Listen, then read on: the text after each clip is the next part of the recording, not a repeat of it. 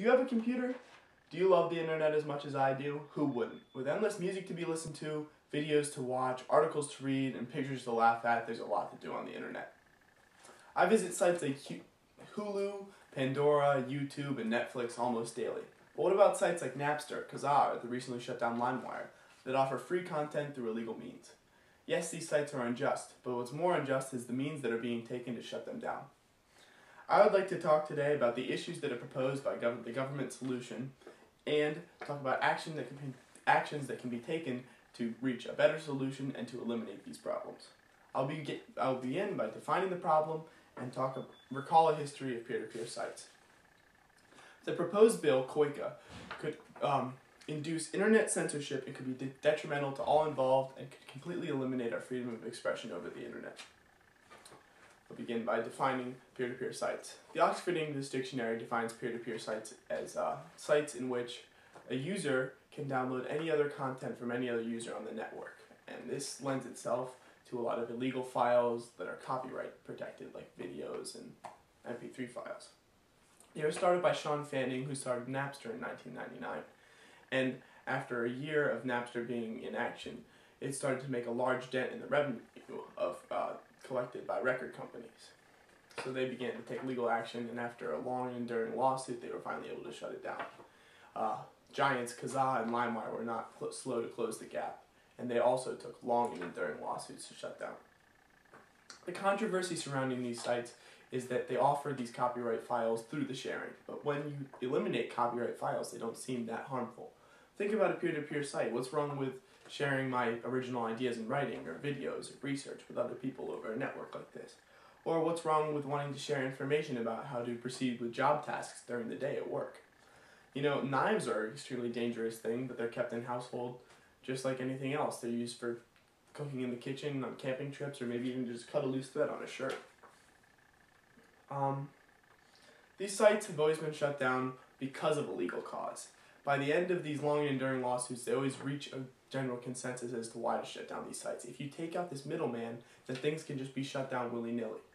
For example, Kazaa was shut down because they found out that the creators were aware of the illegal trafficking of these files on the network, and they were able to shut them down, but they didn't.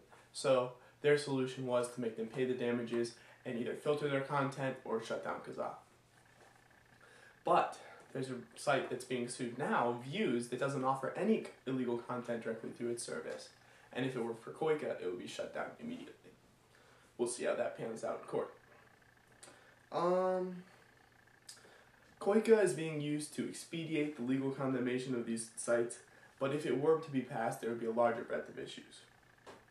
COICA, the Combating Online Infringements and Counterfeits Act, is being passed to expedite this process, and as it is stated in the bill, it will amend the Federal Criminal Code to authorize the Attorney General to commence an NREM action against the domain name used by an internet site that is dedicated to infringing activities, even where such a domain name is not located in the U.S.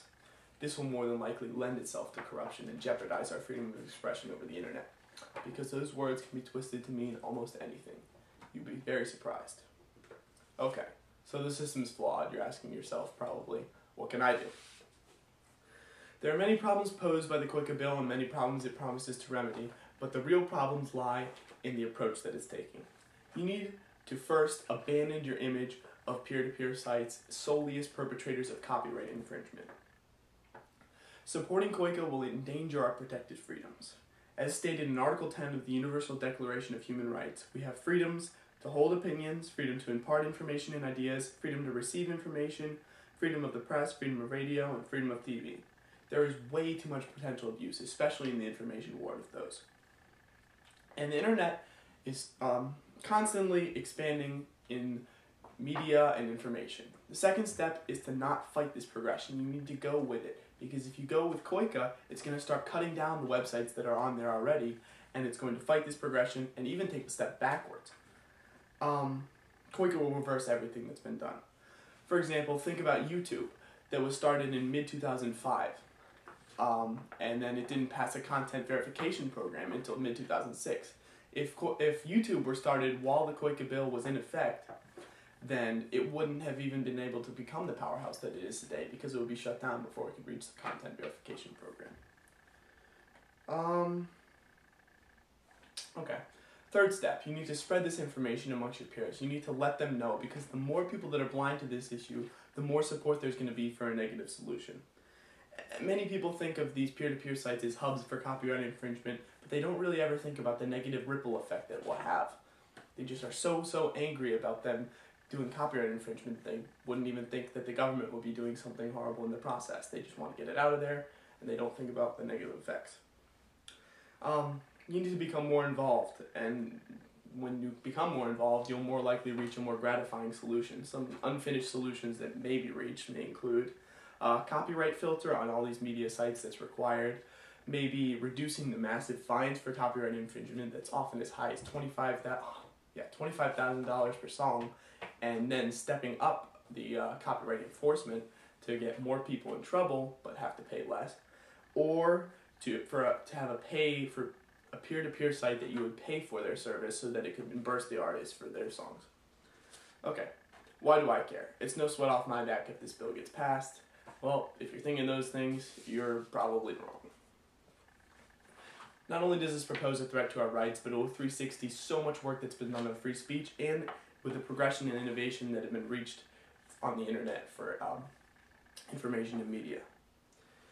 Freedom of expression is at high risk of being removed. Think about how ridiculous civil lawsuits are today. 79-year-old Stella Liebeck was able to solicit $2.7 million from McDonald's because her coffee lid came loose and she burnt her legs with her coffee. That seems a little bit ridiculous to you? Well, that's how things can end up panning out. Well, maybe you don't care about freedom of expression. What about sites like YouTube, Pandora, Netflix, Hulu? Did that get your attention? You don't want to lose those, do you? Well, dedicated to infringing activities, as quoted in the bill, as the main reason for being able to take things down could mean many things. McDonald's was found of a willful, reckless, malicious, or wanton conduct when Stella Liebeck burned her legs. These sites could suffer a similar fate. And there might not be a download button on sites like YouTube or Netflix or Pandora, but it's about just as easy to find a way to download the illegal content on those sites than it is to download a peer-to-peer site and download them from there.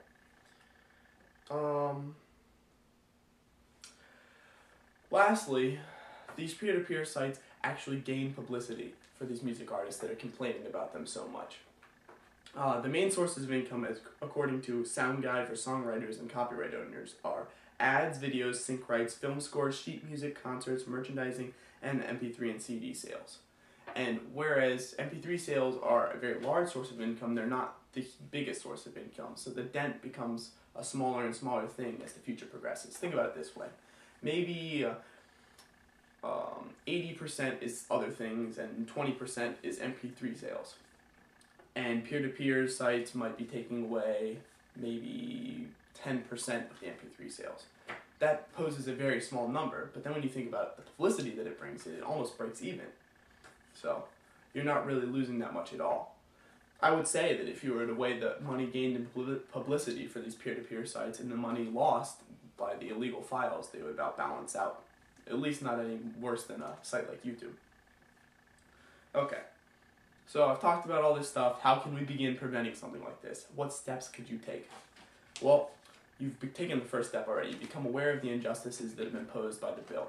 Your next step is to share this information with your peers. You need to make them become aware so that they aren't supporters of these negative solutions.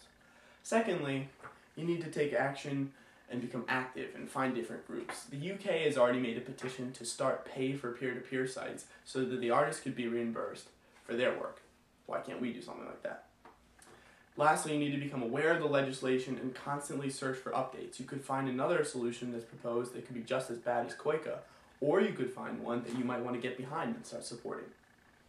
Copyright infringement is wrong, but the means that are being used to get rid of them are also wrong.